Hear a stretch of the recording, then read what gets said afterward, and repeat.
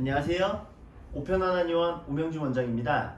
오늘 이 시간에는 무릎관절염에 대해서 설명해 드리도록 하겠습니다. 보통 무릎관절염은 퇴행성으로 많이 진행이 됩니다.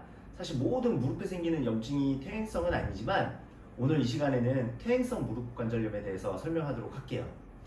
일단 무릎의 구조를 먼저 보셨으면 좋겠어요. 여기 보시면 여기 무릎뼈가 있고요. 여기에 다리뼈 위, 그 다음에 아래 두 개의 다리뼈가 있습니다. 뭐 어려운 이름들은 그냥 넘어가고요. 이렇게 다리뼈가 세 개 있고 요 사이에 이제 연골들이 있어요. 흔히 말하는 두 가지 이렇게 생긴 반달 모양으로 생겼다고 하는데 이 연골을 바로 반월상 연골, 그러니까 반달 모양 연골이라고 하고요. 사실은 이게 다가 아니라 여기 뒤에도 연골이 있습니다. 여기는 무릎 뒤에 있는 슬개골 연골이라고 합니다. 그래서 여기 두 개가 이렇게 부딪히잖아요. 이거는 모형이라서 이렇게 구현이 안 돼 있는데 이 뒤에도 연골이 있어요. 물론 다른 연골도 존재하지만 이 세 개의 연골이 제일 중요하다는 건 알고 계셨으면 좋겠고요. 주변에 있는 인대 조직도 있고 그 다음에 이제 근육도 있고요. 지금 보시면 얘가 이렇게 떠 있어요. 실제로 무릎뼈가 이렇게 위에는 근육과 근육의 끄트머리는 건으로 이루어져 있고 밑에는 인대 조직으로 이렇게 붙어 있습니다. 그 다음에 무릎은 이렇게 움직이는 관절이라고 볼 수 있죠. 우리가 다리를 꼬고 날 때는 이런 식으로 이제 비틀리게 되는 거고요. 얘는 지금 오른쪽 다리입니다. 무릎 관절염, 퇴행성 무릎 관절염 같은 경우에는 이러한 무릎이 인체를 지탱하다가 이렇게 되다 보니까 많이 쓰게 되죠. 그렇다 보면 여기에 속해 있는 연골이 닳기도 하고 아니면 다른 조직들이 붓기도 하고 아니면 뼈가 변형이 일어나기도 하고 이런 식으로 이제 변형이 오는 겁니다. 가장 흔한 증상으로는 당연히 통증이 있겠고요. 얘가 심해지면 한쪽으로 자꾸 부어요. 그래서 오다리라든지 그러니까 지탱을 못하니까 꺾이게 됩니다. 그러니까 어르신들이 생기는 퇴행성 무릎관절염에서 생기는 오다리 같은 경우에는 아이들과 다르게 치료가 뭐 일자로 바뀌거나 그렇게는 쉽진 않겠죠. 그 다음에 학슬풍이라고 해서 무릎이 학다리 모양처럼 이렇게 생기고 이렇게 생기고 이렇게 생기고 그러니까 무릎 관절만 심하게 부어 보이는 경우도 있습니다. 그래서 붓기가 두 번째 증상이 되겠죠. 세 번째는 관절 운동에 제한이 일어납니다. 그래서 잘 굽혔다가 피거나 이런 것들이 잘 안 일어날 수도 있겠죠. 그 다음에 한 가지는 무릎을 굽히거나 펼 때 각도도 안 나올 뿐더러 통증이 동반됩니다. 이런 것들 명심하시고 알고 계시면 좋을 것 같고요. 우리가 보통은 무릎 관절염이 있을 때 하지 말아야 될 동작이 있습니다. 당연히 안 되는 동작은 무릎을 꿇는 동작이겠죠. 요거 자체가 쉽지 않을 겁니다. 요거는 당연히 안 되기도 하지만 무릎에 무리를 주기 때문에 굉장히 조심하셔야 되고요. 한 가지는 양반다리입니다. 아까도 말씀드렸다시피 이렇게 관절을 꽈버리는 자세가 양반다리 자세. 그 다음에 무릎을 힘들게 만들어버리는 거죠. 그 다음에 한 가지는 뭐냐, 우리가 흔히 말할 때 무릎이 안 좋을 때는 평지부터 걸을 때 문제가 없어야 된다고 말을 합니다.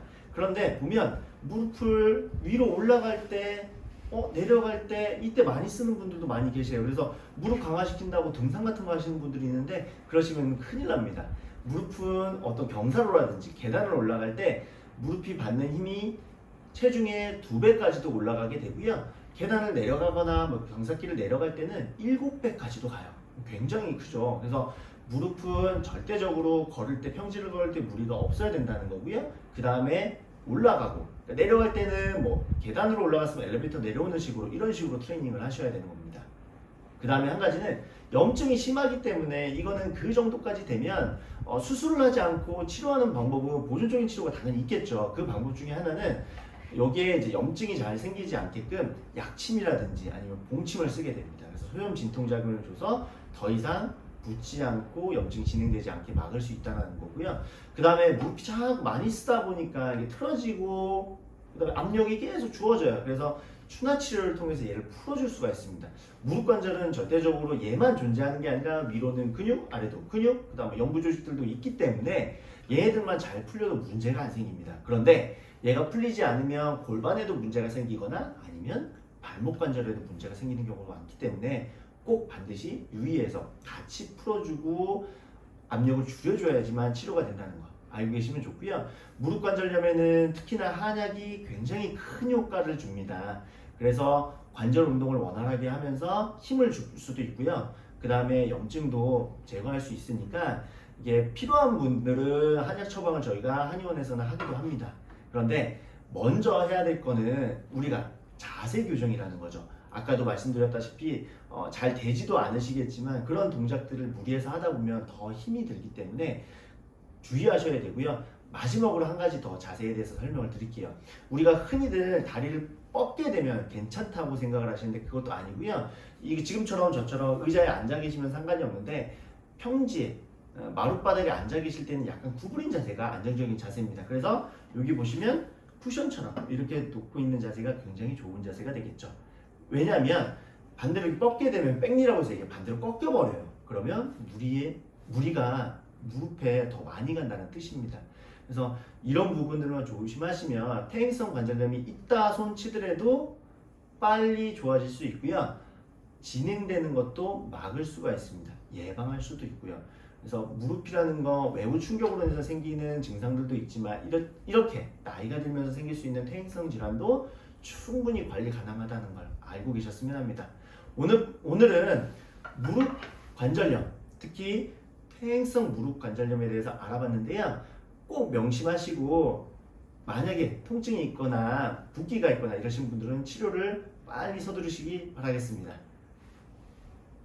감사합니다. 오늘도 좋아요와 구독 눌러주세요.